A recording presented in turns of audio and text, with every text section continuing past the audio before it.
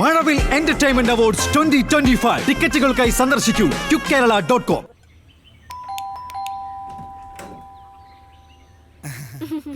അജയൻ എഴുന്നേറ്റില്ലേ? ഇല്ല. ഇത് പ്രശസ്ത നർത്തകി നടന കലോദയം പത്മാവതി. നമസ്കാരം. ഇനി എല്ലാ ദിവസവും ഇവിടെ വരും. എന്തിന്? അശ്വതിക്കുട്ടിയെ ഒരു നല്ല നർത്തകിയാക്കി മാറ്റാൻ അജയേട്ടൻ പറഞ്ഞ പ്രകാരം കണ്ടുപിടിച്ച ടീച്ചറാ. സാധാരണ ഇവിടുത്തെ ടീച്ചേഴ്സ് ഭരതനാട്യം, കുച്ചിപ്പുടി, മോഹിനിയാട്ടം ഇത് മാത്രമേ പഠിപ്പിക്കുള്ളൂ. ഞാൻ പക്ഷെ അങ്ങനെയല്ല. കഥകളി, കഥക, ഒഡീസി ഒക്കെ പഠിപ്പിക്കും. നിർബന്ധിച്ച നങ്ങ്യാർ കൂത്തും മണിപ്പൂരിയും കോലുകളി. അതിലൊന്നും അത്ര വലിയ പ്രാക്ടീസ് ഇല്ല. ഈ രമേശേട്ടന്റെ കാര്യം അങ്ങാടി ഇരുന്നാട്ടെ. ആ കസേര നമ്മുടെ അച്ഛനെ മണിപ്പൂരി പഠിപ്പിക്കാൻ വന്ന ഡാൻസ് ടീച്ചറാ. ഞാൻ ഇറങ്ങണു എടുത്തി. അയ്യോ, അജയേട്ടൻ എന്നോട് ഒരു കാര്യം പറഞ്ഞ് ഏൽപ്പിച്ചിരുന്നു, ഞാനത് മറന്നു. ഡാൻസ് ടീച്ചറെ. അപ്പൊ ഞാൻ അങ്ങോട്ട് ഇറങ്ങട്ടെ. ഇത് നമ്മുടെ സ്വന്തം വീട് പോലെയാ. കസേര. അജേട്ടാ, ഈ അജേട്ടാ ഒന്ന് എഴുന്നേറ്റേ. എന്താടി? ഞാൻ രമേശിനൊരു പെണ്ണിനെ കൂട്ടി വന്നിട്ടുണ്ട്. പെണ്ണോ? അജേട്ടൻ പറഞ്ഞിട്ട് വന്നതാന്നാ പറഞ്ഞേ, അച്ഛന് ഡാൻസ് പഠിപ്പിക്കാൻ. അവര് വന്നോ? അച്ചു, നിന്റെ ഡാൻസ് ടീച്ചർ വന്നിട്ടുണ്ട്. ഡാൻസ് ടീച്ചറോ? ആ, വേണമെങ്കിൽ ഇന്ന് തന്നെ ക്ലാസ് തുടങ്ങും. പക്ഷെ സമയം എങ്ങനെയാന്ന് വെച്ചാൽ നീ തന്നെ പറഞ്ഞാൽ മതി. അയ്യേ, എനിക്കിഷ്ടല്ല ഡാൻസ് പഠിക്കാൻ. പിന്നെ നിനക്ക് എന്താ ഇഷ്ടം? കണ്ണി കണ്ട പട്ടിയുടെയും പൂച്ചയുടെ പുറകെ കിടക്കാനോ? ഇഷ്ടമല്ലാത്തത് പഠിക്കാൻ പറ്റുവച്ചാ? എന്താ ഇത്? എടി, ഇക്കാലത്ത് മ്യൂസിക്, ഡാൻസ് അങ്ങനെ എന്തെങ്കിലും ഒന്ന് പഠിച്ചിരിക്കുന്ന ഒരു അന്തസ്സാ. ഇത്തിരി സാമ്പത്തിക ശേഷിയും സൗകര്യമുള്ള വീട്ടിലെ മാതാപിതാക്കളെ കുട്ടികളെ എന്തെങ്കിലും ഒരു എക്സ്ട്രാ കരിക്കുലർ ആക്ടിവിറ്റി പഠിപ്പിച്ചിരിക്കും. അതിന് അവൾക്കൂടെ ഇൻട്രസ്റ്റ് വേണ്ടേ? പഠിച്ചു തുടങ്ങിയ ഇൻട്രസ്റ്റ് ഒക്കെ താനേ ഉണ്ടായിക്കോളും. ഇവള് വെറുതെ മ്യൂസിക്കും ഡാൻസും ഒക്കെ പെൺകുട്ടികൾക്ക് ഒരു അഴക. അത് ചെറുപ്പം തൊട്ടേ പഠിച്ചു തുടങ്ങണം. നമ്മുടെ നായന്മാരുടെ ചരിത്രം തന്നെ എടുക്ക്. മിക്കവാറും സ്ത്രീകൾ പണ്ട് തൊട്ടേ കഥകളി, നൃത്തം, ചെണ്ട, വീണ അങ്ങനെ എന്തിലെങ്കിലും ഒന്നിൽ കഴിവ് തെളിയിച്ചിട്ടുണ്ട്. അടുത്ത യൂത്ത് ഫെസ്റ്റിവലിനെ ഒരു 10 മിനിറ്റ് വരുന്ന ഒരു ഇൻസ്റ്റന്റ് ഐറ്റം സെറ്റപ്പ് ആക്കി തരാൻ ഞാൻ ടീച്ചറിനോട് പറയാം. അതങ്ങ് പഠിച്ചിട്ട് മോള് വാങ്ങണം ഫസ്റ്റ് പ്രൈസ്. എന്നിട്ട് ശ്രീകുട്ടിയെ തോൽപ്പിക്കാനല്ലേ? അയ്യോ, ഈ അസ്ത്രീകരത്തിന് ഇതിനകത്ത് കണ്ടുപോരുന്ന എത്ര വട്ടം പറഞ്ഞിട്ടില്ല ഞാൻ. ഞാൻ ഡാൻസ് പഠിക്കാത്തതിന് പൂച്ചക്കുട്ടിയെ തല്ലിയൊടിക്കില്ല. അച്ഛന്റെ പൂർവ്വകാലം മുഴുവൻ മോൾക്ക് വിളമ്പി കൊടുത്തിട്ടുണ്ടല്ലേ? നല്ല ബെസ്റ്റ് അമ്മ. ഞാൻ പറഞ്ഞു കൊടുത്തതൊന്നല്ല.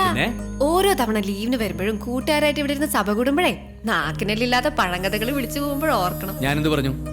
കണ്ണി കണ്ട പെണ്ണുങ്ങളുടെ പുറകെ നടന്ന കഥ മോള് കേൾക്ക പറഞ്ഞു, അത്ര തന്നെ. അല്ല, മോക്ക് താല്പര്യമില്ലെങ്കിൽ ഡാൻസ് അല്ലേ, ആർക്കും പഠിക്കാലോ. ആ ചേട്ടൻ വേണേ കുറച്ച് മണിപ്പൂരി പഠിച്ചു, ബിസിനസിന് ഗുണം ചെയ്യും. ഇനി ആ ഓടുകൂടി എടുത്തോ നായരെ. ഓ, കാലത്ത് തന്നെ ഈ കണി കാണേണ്ട ഗതികേട് വന്നല്ലോ എന്റെ ഈശ്വര. പോരപ്പുറത്ത് കയറുമ്പോ ഒരു അണ്ടർവയർ ഇട്ട് വരണം 1000 പ്രാവശ്യം പറഞ്ഞിട്ടില്ലേ? ഈ കർക്കടം വരെ കാത്തിരിക്കേണ്ട വല്ല കാര്യം ഉണ്ടായിരുന്നു നായരെ? എന്ത് ഇത് കാണാനാ? അയ്യേ, അതല്ല, പിന്നെ ഈ ഓടുമേലേ പോരപ്പുറത്ത് കയറാൻ ഈ കോരെങ്ങനെ കിട്ടണ്ടേ? എടോ, താൻ ഈ ഓടൊക്കെ നിർത്തി കൊടുത്തേ. എനിക്ക് നേരില്ല. എനിക്ക് ആ ദേവമ്മയുടെ പശുവിനെ ചവിട്ടിക്കാനുണ്ട്. ഞാൻ പോണ്. നീ ദേവമ്മയുടെ പശുവിനെ ചവിട്ടിച്ച് നോക്ക്.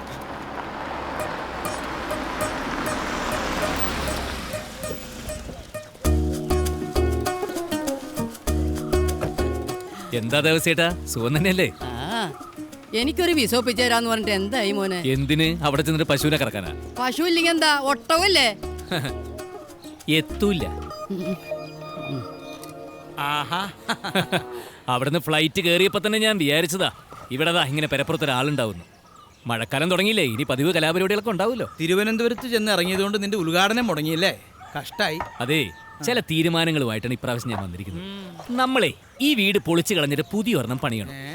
അച്ഛൻ ഈ പ്ലാൻ ഒന്ന് നോക്കിക്കേ. നാളെ രാവിലെ എഞ്ചിനീയറോട് വരാൻ പറഞ്ഞിട്ടുണ്ട്. എത്ര സ്ക്വയർ ഫീറ്റാ? നീ ഓട് വെച്ചൊന്ന് തീർക്ക്. അതെ, വെച്ച് തിരികെ.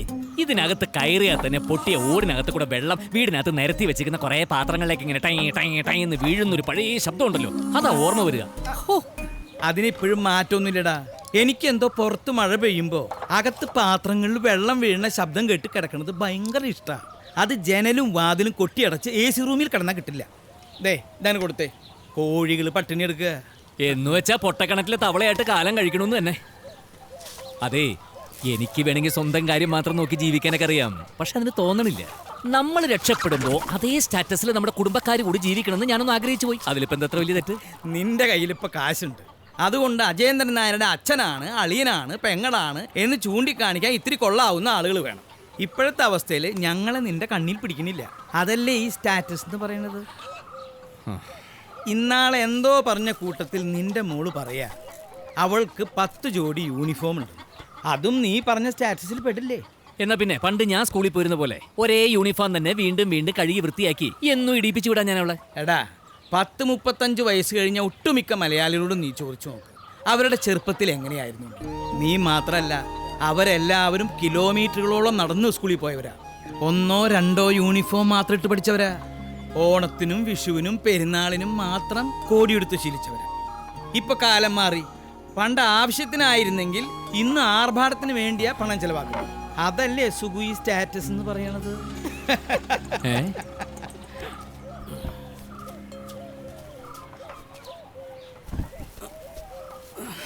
അളിയോ, ഇന്നലെ വരവാകെ ചുറ്റിയല്ലേ.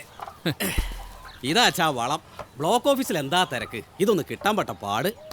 അളിയനിപ്പോഴും എന്തായാലും പേര് കുമാരൻ, അയാളുടെ ഓട്ടോ തന്നെ ഓടിക്കുന്നു. അല്ലാതെ പിന്നെ. അതെ, സംസാരിച്ച് സമയമില്ല അളിയ. വൈകിട്ട് ഞാൻ രാധയും കൂടെ വീട്ടിലേക്ക് വരാം. നാളെ ഞങ്ങളുടെ യൂണിയന്റെ ജില്ലാ കൺവെൻഷനാ. പ്രസിഡന്റ് ആയതുകൊണ്ട് നിന്ന് തിരിയാൻ സമയമില്ല. അച്ഛാ, ഈ യൂണിയൻ കാര്യത്തിൽ കാണിക്കുന്ന ഉത്സാഹം സ്വന്തം കാര്യത്തിൽ കാണിച്ചുകൂടെ അളിയന്? കഴിഞ്ഞ പ്രാവശ്യം വന്നപ്പോൾ ഒരു കട തുടങ്ങാൻ സഹായിക്കാന്ന് പറഞ്ഞതാ. എവിടെ 1-2 കാറ് വാങ്ങി റെന്റേ കാർ ബിസിനസ് തുടങ്ങാൻ പറഞ്ഞപ്പോ അതും വല്ലവന്റെ. ആ വരുമാനം കൊണ്ട് അവൻ നിന്റെ പെങ്ങളെയും കുട്ടികളെയും അന്തസ്സായിട്ട് നോക്കണില്ലേ. ആരുടെ മുന്നിലും കൈ നീട്ടാൻ പോണുമില്ല. പിന്നെന്താ? എന്നാൽ ആരുടെ സഹായം വാങ്ങില്ല എന്ന് എന്തിനാ ഈ ദുരഭിമാനം? ഒന്നുമില്ലെങ്കിലും ഞാൻ അവന്റെ അളിയനല്ലേ. നിന്റെ ഭാഷയിൽ അത് ദുരഭിമാനം, പക്ഷെ അവന്റെ ഭാഷയിൽ അതിന് ആണത്തൊന്നും കൂടി അർത്ഥമുണ്ട്. അവന് അവന്റെ സ്റ്റാറ്റസ് നോക്കണ്ടേ? നിനക്ക് ചായ വേണോ? എനിക്കൊന്നും വേണ്ട. ഇതെന്താ കുപ്പിയ? എന്തേ കഴിഞ്ഞ തവണത്തെ പോലെ ആ ദേവസ്വേട്ടൻ ഇവനെ പോലുള്ള നാട്ടുകാർക്കും വിളമ്പി തീർക്കണ്ട. 10,000 രൂപ വിലയുള്ളതാ.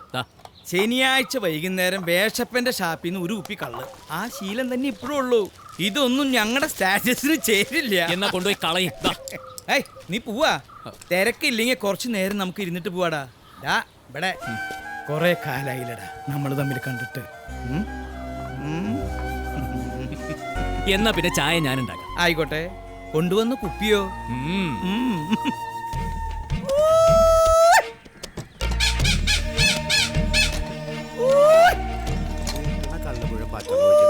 എന്താടാ സുഗത, മീൻ വിൽക്കാനുള്ളത് തീർന്ന് പിന്നെ എന്തിനാ കൂണ? ഒരു ശീലം. എന്നാ പിന്നെ തനിക്ക് ആരെങ്കിലും തിയേറ്ററിൽ പോയിരുന്നു കൂവിക്കൂടെ? ഇപ്പൊ അതും ഒരു ശീലാണല്ലോ. അജയനും ഇങ്ങോട്ട് എത്തിയ എന്നിട്ട് അവിടെ ഇതാ അവിടെ.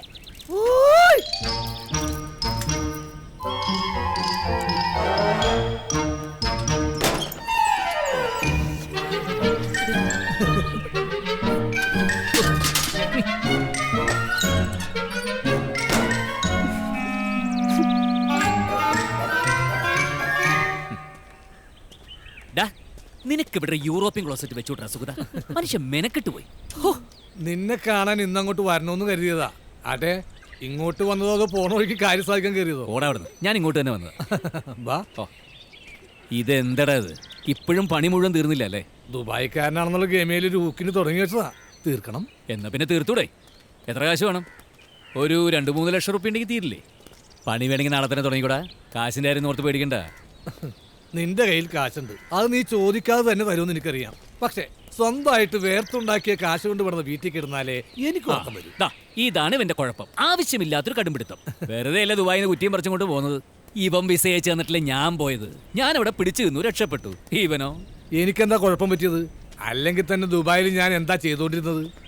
AC ഉള്ള ഫിഷ് മാർക്കറ്റിൽ മീൻ കച്ചവടം. നാട്ടിൽ വന്നപ്പോ നമ്മളെ വെയിലും മഴയും കണ്ട് ഒന്നും പറഞ്ഞ് മീൻ വിൽക്കുന്നു. എനിക്ക് നല്ലതെന്ന് തോന്നണത് ഇതാ. കാശ് മാത്രം പോരല്ലോ, നമ്മുടെ ചോറും മീൻകറിയും ബീവറേജിന്റെ മുമ്പിൽ ക്യൂവും അതും കൂടി ആസ്വദിക്കാനുള്ളതല്ലടാ നമ്മുടെ ജീവിതം. ഇതൊന്നും വേണ്ടാന്ന് വെച്ചിട്ട് അയ്യേ. വെറുതെ അല്ല വീട് 4 കൊല്ലമായിട്ട് ഇങ്ങനെ തന്നെ നിൽക്കണത്. ഇനിയിപ്പോ സ്വന്തം വേർപ്പ് കൊണ്ട് വീട് പണിയുന്നാണെങ്കിൽ അതിനുള്ളൊരു വഴി ഞാൻ പറഞ്ഞുതരാം. സാറ് സമ്മതിക്കോ? എന്താ പറ. ഈ മീനി സൈക്കിളിൽ കൊണ്ടുവരുന്ന വിൽക്കുന്ന ഏർപ്പാടങ്ങൾ നിർത്ത്. ഒരു പെട്ടിയോട്ടോ മേടി. അതിനുള്ള കാശ് ഞാൻ തരാം. എന്നിട്ട് അതിരാവിലെ കടപ്പുറത്ത് പോയിട്ട് മീൻ ലേലത്തിന് പിടിക്കണം. എന്നിട്ടെന്താ ഒരു ലെവലായ ഇത്തിരി ലോൺ എടുക്കുക, ഒരു ഫിഷിംഗ് ബോട്ട് വാങ്ങുക. എന്നിട്ട് ഒന്നുകൂടി ലെവലായ കുറച്ചുകൂടി ലോൺ എടുത്തിട്ട് ഒരു 3-4 ഫിഷിംഗ് ബോട്ട് വാങ്ങാം. അതെ, അങ്ങനെ തന്നെ വികസിക്കുക. എന്നിട്ട് ലോൺ അടക്കാൻ കാശില്ലാണ്ടാവുമ്പോ ഞാനും ഭാര്യയും മക്കളും കൂടി ഒരേ ബോട്ടിൽ കയറി കെട്ടി തൂങ്ങി ചാവാം. ഇതാണ് ഈ മലയാളികളുടെ കുഴപ്പമെന്ന് പറയണത്. എന്തിനാടാ പൊളിയുന്നതിനെ കുറിച്ച് ആലോചിക്കുന്നത്? എടാ കഴുതേ 4 കാശ് കയ്യിൽ വന്നു കഴിഞ്ഞാൽ മനസമാധാനമായിട്ട് ഭാര്യയും പിള്ളേരായിട്ട് സുഖമായിട്ട് ജീവിച്ചൂടെ? അത് തന്നെയല്ലേ ഞാനിപ്പോഴും ചെയ്തോണ്ടിരിക്കുന്നത്. സുഖമായിട്ട് തന്നെയല്ലേ ജീവിക്കണത്. എടീ, നിനക്ക് മനസ്സമാനത്ത് വല്ല കുറവുണ്ടോ ബാങ്കിൽ നിന്ന് ലോൺ എടുക്കാത്തോണ്ട്? ഇവിടെ എല്ലാവർക്കും എന്റെ അച്ഛൻ അച്യുതനായരുടെ അതേ സ്വഭാവ. ഹലോ, എടാ ഞാൻ അങ്ങോട്ട് പുറപ്പെട്ടു. കാപ്പി കാപ്പിയൊന്നും വേണ്ട, പോയിട്ട് അല്പം ധൃതിണ്ടേ. ഒരു സാധനം പിടയ്ക്കാൻ പോവാ. ആണാ? കുറച്ച് മീനെടുത്ത് കാറിൽ വെക്കട്ടെ, ഉണക്കിയത്. പിന്നെ നിന്റെ ഉണക്കമീൻ കൊണ്ടുപോകാൻ നിക്കല്ലേ ഇവൻ. ഇതേ പഴയ അജയചന്ദ്രനായൊന്നും അല്ല. കൊണ്ടുപോയാൽ എന്താന്ന്? നിങ്ങളൊക്കെ എന്തിനാ എന്നൊരു അന്യനായിട്ട് കാണുന്നത്? അന്യനായിട്ട് കാണല്ല ചെയ്യാ. നല്ല ഭംഗിയുള്ള ഒരു മുല്ലപ്പൂമാലയുടെ അറ്റത്ത് ഒരു ചാളത്തല വെച്ചാൽ എങ്ങനെ ഉണ്ടാവും?